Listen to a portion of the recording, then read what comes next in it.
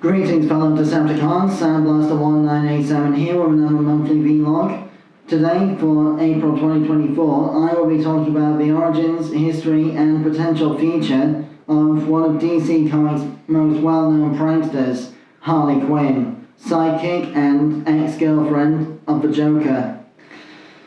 Of course, as most people will know by this point, Harley Quinn was created as a one-shot character for the Batman the Animated Series episode for Joker's favour, never intended to be brought back beyond that. But her popularity, much like the Daleks from Doctor Who, caused her to be one of the most recurring characters in the franchise beyond that. She made her cinematic debut in the flashback scenes of the animated movie Batman Beyond: Return of the Joker, which showed how Tim Drake was able to get mutated into a new version of the Joker in the Batman Beyond future, because of the manipulations that Harley Quinn put him through during the time that Tim Drake's Robin was captured by Joker and Harley at the time. But back to the point. Harley Quinn's origins are that she was a young and impressionable psychiatrist at Arkham Asylum who quickly fell in love with one of her patients, the Joker, and she ended up helping him cause a mass jailbreak from Arkham, running away with him to become his partner in crime. Unfortunately, their relationship, if you can call it that, was more one-sided and abusive on Joker's part than it was actually a genuine relationship, despite Harley being head over heels in love with the Joker at all times at that point. Eventually, though, Harley realised that no matter how many times she kept coming back from his abuse, he would never truly feel the same way about her that she does about him, so she swore him off altogether and has since moved on to a far healthier relationship with Poison Ivy, which is ironic given that Poison Ivy is literally all about toxins and killing humans to preserve the plants. So, beyond the DC animated universe of the late 90s and early 2000s, Harley Quinn was supposed to be the main plot point of the cancelled fifth movie Batman Unchained of the 1989 live-action Batman film series. She was supposed to be rewritten from a Joker's girlfriend to his daughter in this timeline, seeking revenge for Batman killing the Joker in the 89 movie, presumably with help from Scarecrow, because Scarecrow was also rumoured to be in that cancelled film. But sadly that never came about.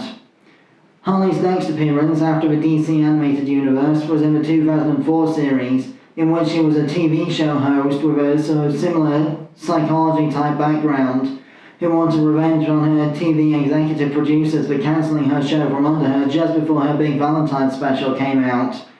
That was around the time Kevin Michael Richardson's version of the Joker turned up. Harley was voiced in the 90s and the early 2000s by the late Arlene Sorkin, and then from the mid-2000s onwards has been voiced by Tara Strong in almost all media, not all but most. In the 2004 series, The Batman, she was voiced by Hynden Walsh, a voice actor that you might better know as the voice of Starfire from DC's Teen Titans cartoons. I'll go more into detail on Starfire in another vlog down the line, and she's another of my favourite female DC characters. But, of course, Harley only made a very, very few appearances in the 2004 Batman series in the later seasons. Then, obviously, in addition to having been so successful in the Batman cartoon of the 90s that she ended up taking over the comics as well,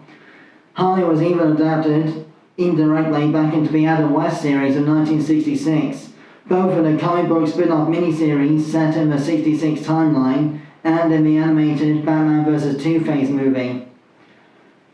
But, of course, in addition to that, Harley is also well known for multiple various other things throughout her existence in the franchise. 1, her signature giant mallet. 2, her pet hyenas Bud and Lou, named after the comedy duo Abbott and Costello. 3, her signature baseball bat from her more recent portrayals. And 4, the fact that she keeps pinballing around between Joker, Poison Ivy and the Suicide Squad. I'll go into more detail about the Suicide Squad in another vlog. But suffice to say, they're a group of semi-repentant ex-criminals, consisting mostly of Harley Quinn, King Shark, Captain Boomerang, Deadshot, Katana, and Killer Croc, among others, that work for the government to gain amnesty for their previous crimes. Harley Quinn has been a member of the Suicide Squad in the comics since the mid-2000s and has appeared in numerous video games and film and cartoon adaptations as a member of their roster. Normally in the Phil Barras animated movies like Suicide Squad, Hell to Pay and Batman Assault on Arkham and such, plus the recent video game Suicide Squad Kill the Justice League, all of which she was voiced by Tara Strong. Of course, in the absence of Harley Quinn from the 2006 cartoon Crypto the Superdog, her hyenas Bud and Lou, while officially working for the Joker, had their fur colours altered to become red and black with a few white parts, to show that they were originally supposed to be Harley's hyenas, not Joker's. And of course, in the more recent portrayal since the 2016 Suicide Squad movie, Harley has wielded her signature baseball bat, a weapon that she has come to be known for more than her famous giant mallet in more recent media, such as the 2019 HBO Max Harley Quinn cartoon, in which she even wields this baseball bat as a member of the Bat family in Season 4. And of course, she is also well known for her relationship with Poison Ivy in the more recent years. Even in the comic books, they were married and members of the Justice League together. So, yes, Harley Quinn has gone from a, extremely damaged individual with severe mental health problems as a result of her suffering a similar origin to the Joker with that unwanted chemical bath incident in some versions of the story, to a much healthier, still slightly insane but using her powers for the greater good kind of character as a sort of violent but well-meaning anti-hero with either the Suicide Squad, the Bat Family, or even the Justice League in some universes. So, yes, in addition to all of this, of course, was the 2015 and 2019 DC Superhero Girls web series, in which she was basically the class clown of a high school group of aged-down female characters in order to try and get more girls interested in the DC Comics franchise as a whole. This version of Harley Quinn still used the giant mallet gimmick, except she had a telescopic collapsible one that was stored on the back of her belt. And although her classic jester outfit was never actually seen during the daytime, she did have a pajamas onesie in some nighttime scenes of that series that resembled her classic outfit.